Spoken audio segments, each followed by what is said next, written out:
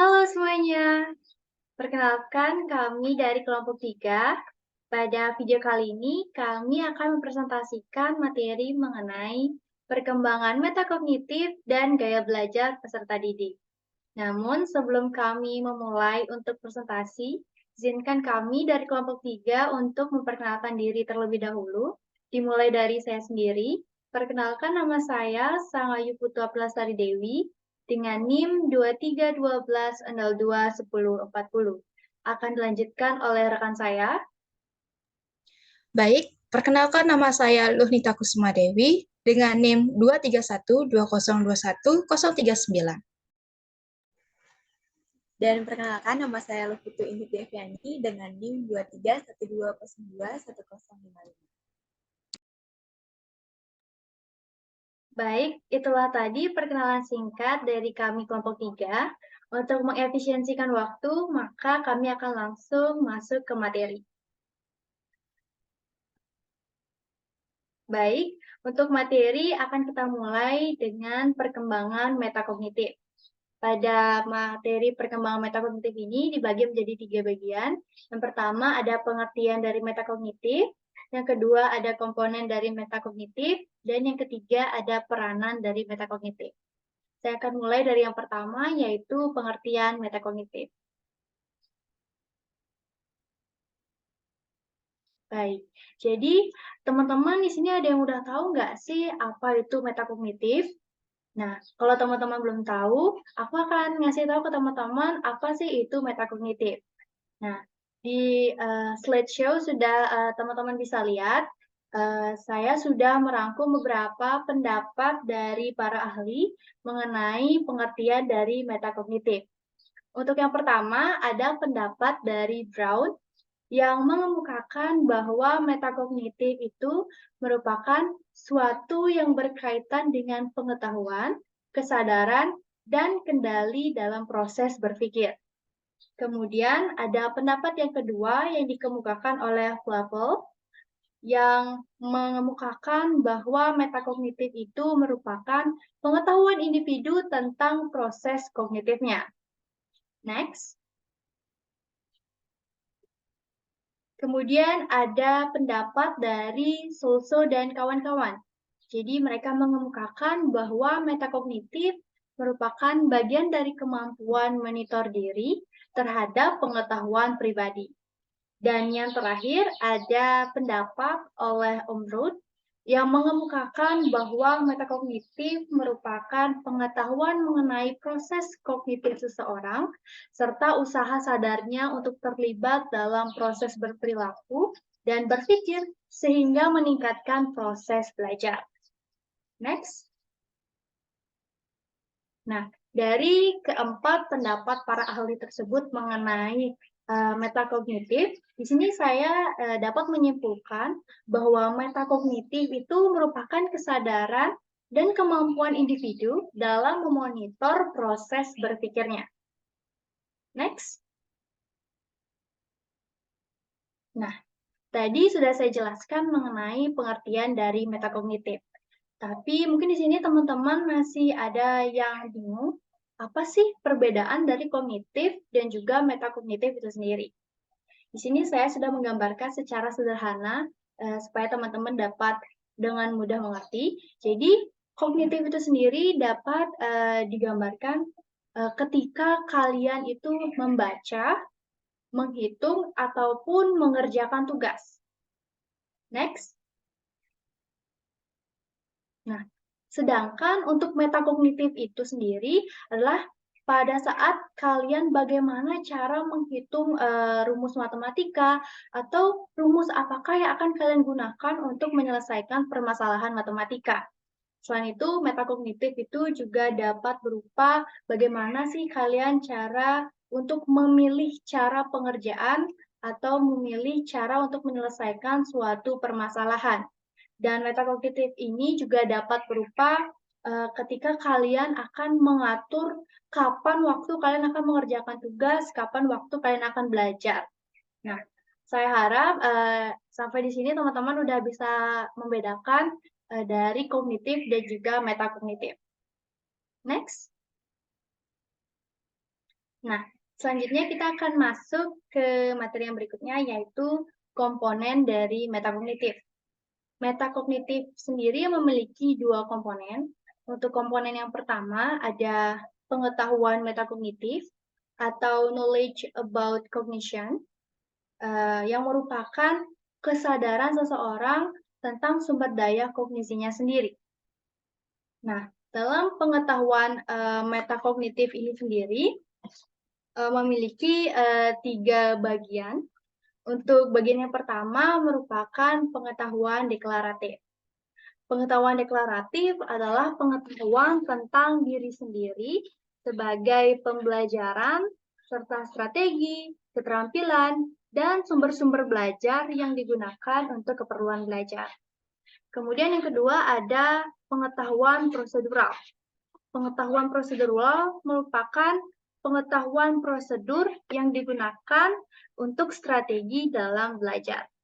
Dan yang terakhir ada pengetahuan kondisional. Pengetahuan kondisional ini merupakan pengetahuan perihal kapan sih kita harus menggunakan suatu strategi dan mengapa kita harus menggunakan strategi tersebut.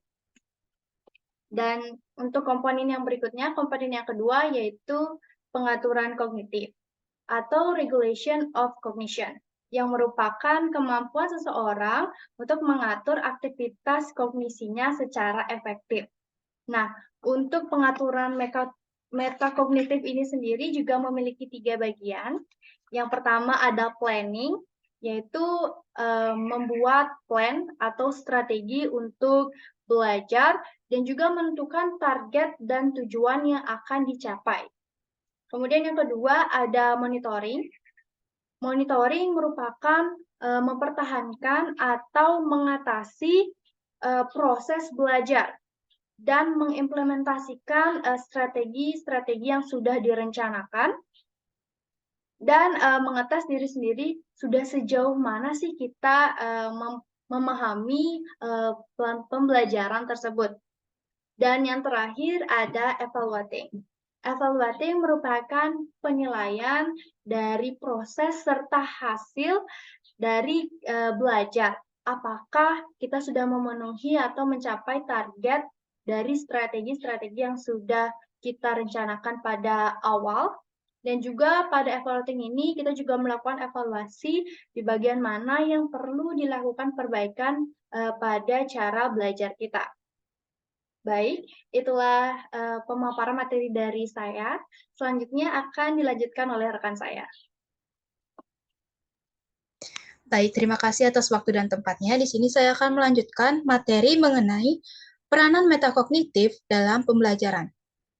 Nah, jadi terdapat pula beberapa pertimbangan kegiatan yang dapat dilakukan agar metakognitif peserta didik dapat berkembang, yaitu seperti mengembangkan suatu rencana kegiatan belajar, mengidentifikasi dan menggunakan pengalaman peserta didik sehari-hari sebagai sumber belajar, dan memanfaatkan teknologi modern sebagai sumber belajar, serta memahami faktor-faktor pendukung keberhasilan belajar mereka.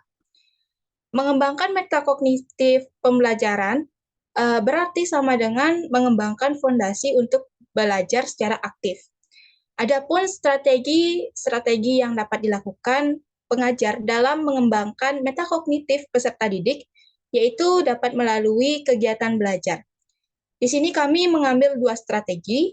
Yang pertama, mengembangkan strategi belajar peserta didik, dan yang kedua, mengembangkan kebiasaan baik pada peserta didik. Untuk strategi yang pertama, dapat dilakukan dengan cara membimbing peserta didik dalam mengembangkan strategi-strategi belajar yang efektif, serta membimbing peserta didik untuk mengembangkan kebiasaan bertanya. Untuk strategi yang kedua, dapat dilakukan melalui 4 cara. Cara yang pertama yaitu mengembangkan kebiasaan pengelolaan diri sendiri. Dapat dilakukan dengan cara yang pertama, mengidentifikasi gaya belajar yang cocok untuk peserta didik seperti visual, auditori, dan kinestetik. Lalu yang kedua, memonitor dan meningkatkan kemampuan belajar peserta didik seperti cara menyelesaikan masalah, mengatur waktu, dan lain sebagainya. Lalu yang terakhir, memanfaatkan lingkungan belajar secara variatif, seperti belajar secara berkelompok, berdiskusi, praktik di laboratorium, dan lain sebagainya. Lalu, cara yang kedua yaitu mengembangkan kebiasaan untuk berpikir positif. Hal tersebut dapat dilakukan melalui dua cara. Yang pertama, meningkatkan rasa percaya diri dan rasa harga diri peserta didik, serta mengidentifikasi tujuan belajar dan menikmati aktivitas belajar. Lalu cara yang ketiga yaitu mengembangkan kebiasaan berpikir secara hierarkis. Dapat dilakukan dengan membuat keputusan dan memecahkan masalah, serta memadukan dan menciptakan hubungan-hubungan konsep-konsep yang baru. Lalu cara yang terakhir, atau cara yang keempat, yaitu mengembangkan kebiasaan peserta didik untuk bertanya. Hal tersebut dapat dilakukan dengan cara mengidentifikasi ide-ide maupun konsep-konsep utama dan bukti-bukti pendukung, mengembangkan minat dan motivasi peserta didik, serta memusatkan perhatian dan daya ingat peserta didik. Lalu untuk materi selanjutnya yaitu pengertian gaya belajar. Nah, adapun beberapa pendapat para ahli mengenai definisi gaya belajar. Menurut Gunawan, gaya belajar merupakan suatu teknik belajar yang lebih disenangi atau digemari oleh seseorang dalam melakukan aktivitas berpikir, memproses dan memahami suatu informasi. Sementara menurut Sugihartono, gaya belajar merupakan kumpulan karakteristik pribadi yang membuat suatu pembelajaran efektif untuk beberapa orang dan tidak efektif untuk orang lain. Nah, berdasarkan pengertian dari beberapa para ahli tersebut, dapat disimpulkan bahwa gaya belajar merupakan cara seseorang dalam merespon suatu informasi maupun materi, menata dan mengelola informasi tersebut untuk menyelesaikan masalah dan menerapkannya dalam kehidupan. Baik, materi selanjutnya akan dijelaskan oleh rekan saya. Terima kasih. Baik, terima kasih atas kesempatan yang diberikan kepada saya. Jadi di sini saya akan melanjutkan presentasi selanjutnya dengan materi macam-macam gaya belajar. Jadi tadi sudah dijelaskan apa sih itu gaya belajar peserta didik. Nah, jadi di sini terdapat 3 macam jenis gaya belajar. Yang pertama itu ada gaya belajar visual, yang kedua ada gaya belajar auditorial, yang terakhir adalah gaya belajar kinestetik. Jadi kita itu memiliki macam-macam gaya belajar yang berbeda-beda di setiap orang. Yang pertama itu adalah gaya belajar visual. Nah, gaya belajar visual ini kamu lebih senang melihat peta daripada misalnya mendengarkan instruksi dari orang lain. Jadi, gaya belajar visual ini merupakan lebih mudah menyerap suatu informasi dan mengatur serta mengolah sesuatu informasi lewat indera penglihatan mereka. Jadi memiliki ciri-ciri yang pertama itu dia lebih suka membaca daripada dibacakan oleh orang lain. Selanjutnya itu dia lebih suka melihat demonstrasi daripada harus pidato. Lebih mudah mengingat apa yang mereka lihat daripada apa yang mereka dengar.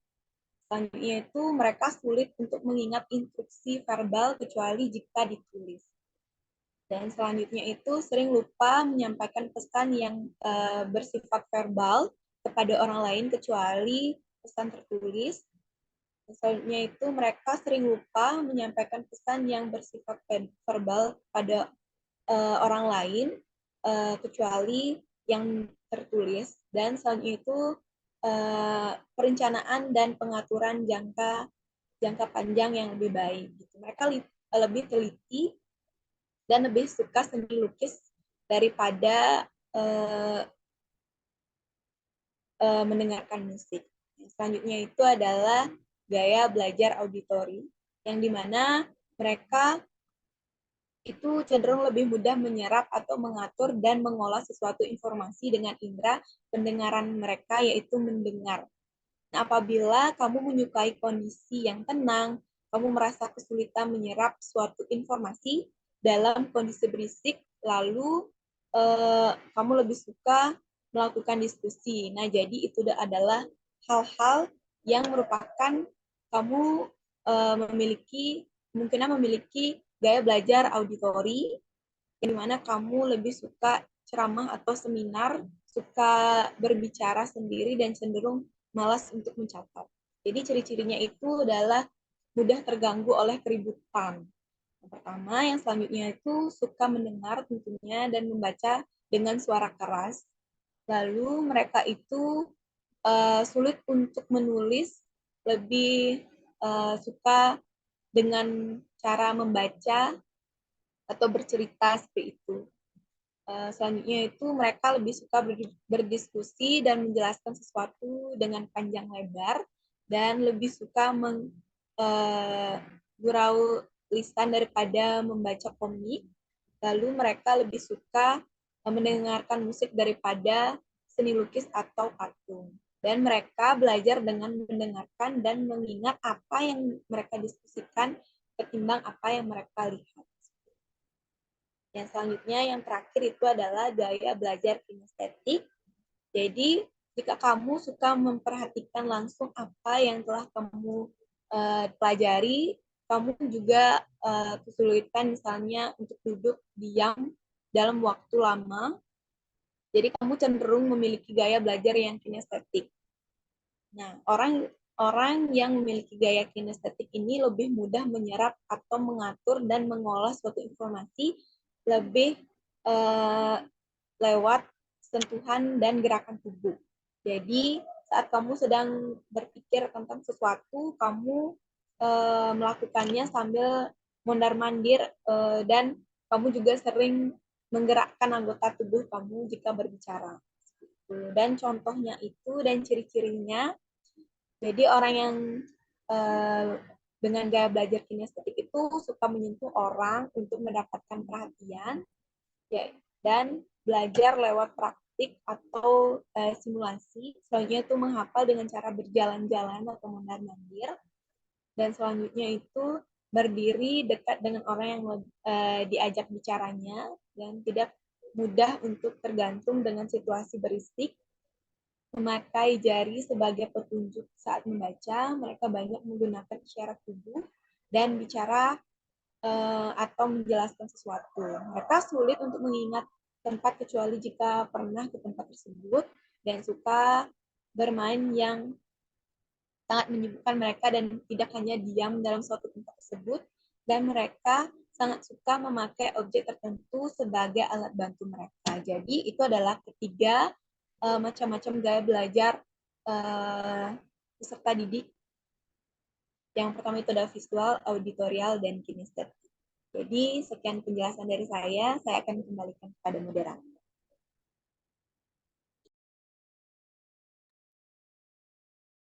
Baik, jadi itulah tadi pemaparan materi dari kami mengenai perkembangan metakognitif dan juga gaya belajar peserta didik. Selanjutnya, bagi rekan-rekan, apabila masih terdapat hal yang kurang dipahami atau ada hal yang ingin ditanyakan, kami membuka sesi tanya jawab. Jadi untuk teman-teman bisa langsung mengirimkan pertanyaannya melalui kolom komentar. Jangan lupa untuk mengisikan nama dan juga NIM. Nah, selanjutnya saya akan membacakan kesimpulan dari presentasi kami.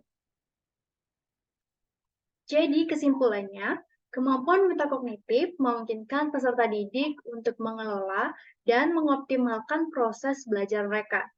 Selain itu, kemampuan metakognitif juga memengaruhi cara peserta didik untuk mengenali dan mengelola gaya belajar mereka.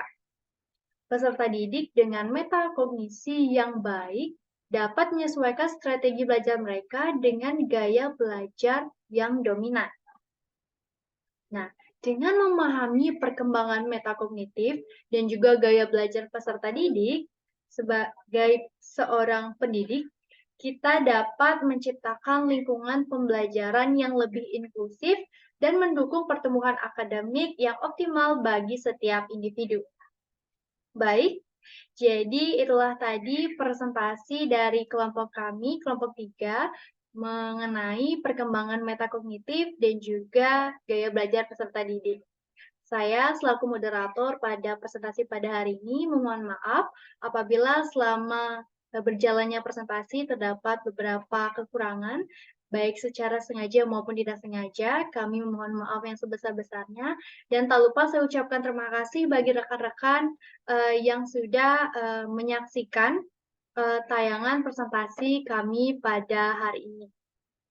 Nah, akhir kata saya ucapkan terima kasih bagi rekan-rekan dan juga kami ucapkan terima kasih untuk teman-teman yang sudah mau menyaksikan tayangan video ini. Akhir kata kami tutup dengan Parama Santi. Om Santi, Santi, Santi Om. Terima kasih.